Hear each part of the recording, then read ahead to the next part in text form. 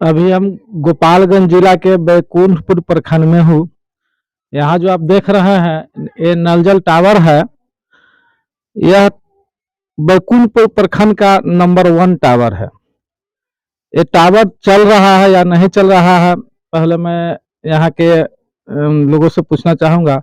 आप नलजल टावर के जो है ये व्यक्ति हैं, इन्हीं के जमीन में नलजल लगा हुआ है, तो नलजल चलाने का काम आप ही कर रहे हैं? जी सर, कितने दिनों से कर रहे हैं काम? लगभग 3 साल। लगभग 3 साल से काम। ये आप ही के जमीन में नलजल है ना? हाँ, हम लोग के ये इन्हीं के जमीन में नलजल लगा हुआ है और वही जमीन वाले ही नलजल को चला रहे हैं और 3 साल से लगातार नलजल को चला रहे हैं। 3 साल से आप काम कर रहे हैं नलजल में और अभी भी चल रहा है। तो 3 साल में अभी तक आपको कितना रुपया मिला है? 18,000 मिला है। तो इन्होंने 3 साल से मजदूरी कर रहे हैं। 3 साल के मजदूरी जो है इन्हें 18,000 रुपया मिला है। और कहीं कहीं किसी किसी प्रखंड में, किसी किसी पंचायत में, किसी किसी वार्ड में 24,000 रुपया मिल रहा है, तो कहीं 48,000 रुपया मिल रहा है। नीतीश कुमार जी, यह देखिए कि यह कमी कहाँ है। अगर आपके अधिकारियों में कमी है तो आप अपने अधिकारियों पर कार्रवाई क्यों नहीं कर रहे हैं? 3 साल से जो काम कर रहे हैं, 3 साल से नलजल चला रहे हैं, तो यह नलजल चल रहा है तो टूट फूट हो रहा है या नहीं हो रहा है?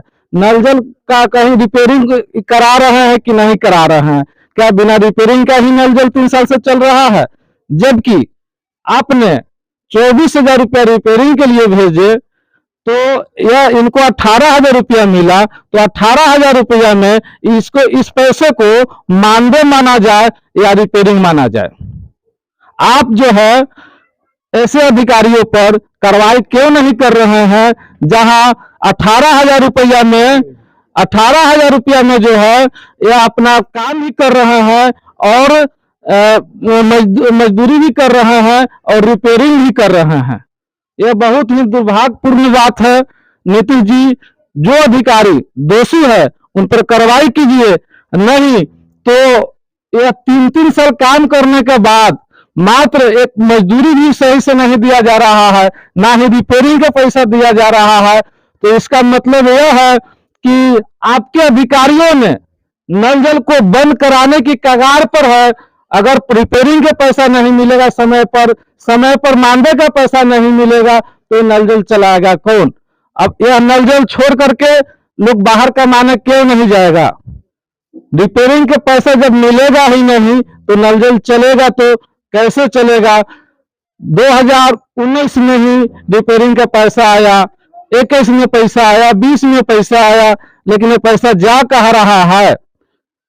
नीतीश जी से मैं और उनके अधिकारियों से भी मैं यह जानने की कोशिश करूंगा कि कहीं कहीं भूमिदाता को कहा जा रहा है कि आप अनुरक्षक है, आप पानी चलाइए, तो कहीं कहीं जो नए वार्ड बना है उनको कहा जाता है कि नए वार्ड अनुरक्षक है, कहीं कहीं पुराने वार्ड को कहा जाता है कि अनुरक्षक है, कहीं सचिव को कहा जाता है कि अनुरक्षक है। नीतीश जी, यह 3 घरवा 4 घरवा झगड़ा क्यों लगा रहे हैं, जिन्होंने इतना कीमती जमीन दिया है और आपको योगदान किया है? ऐसे भूमिदाता को आप परमानेंट अनुरक्षक क्यों नहीं बना देते हैं? जो आपके द्वारा, आपके अधिकारियों के द्वारा कहा जाता है कि जमीन रजिस्ट्री कर दीजिए, जमीन निबंधन कर दीजिए, तो आप ही बताइए, यह जो जमीन आप देख रहे हैं, ये नलजल जो देख रहे हैं, यह नलजल जो है इनके घर का जो रास्ता है, यह इसी गेट से जो है अंदर घर में जाते हैं, प्रवेश करते हैं। क्या यह जगह, यह नलजल जो है आपको दान कर दिया जाएगा, आपको निबंधन कर दिया जाएगा, तो यह इनका घर में अंदर जाएंगे तो कैसे जाएंगे? तो यह बहुत ही दुर्भाग्य बात है। जबकि पंचायती विभाग के द्वारा ही इस तरह की बात कहा जाता है।